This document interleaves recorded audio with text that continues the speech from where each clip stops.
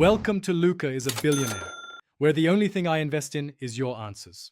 You're starting inside Google Calendar. Sign in and confirm the account you'll use.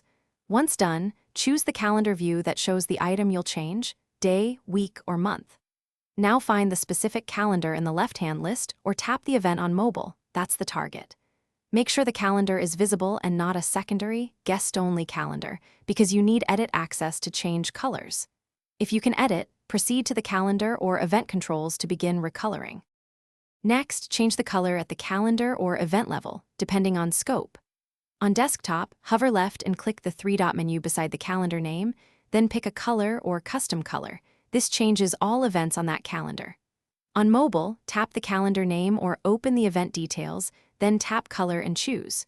For single events, open the event, select more options, and set the event color so it overrides the calendar color. This distinction helps you color code categories versus individual entries. Finish by saving and verifying. Click Save or Done, then refresh your browser or reopen the app to confirm the new color appears. If it doesn't, make sure you have edit permissions for that calendar and that the calendar is visible in the list, because view-only calendars won't change. For sync problems across devices, clear the app cache or sign out and sign back in. Also verify you're editing the same Google account on each device.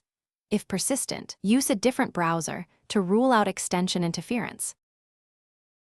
Thanks for watching and please subscribe. It's the best investment you'll ever make.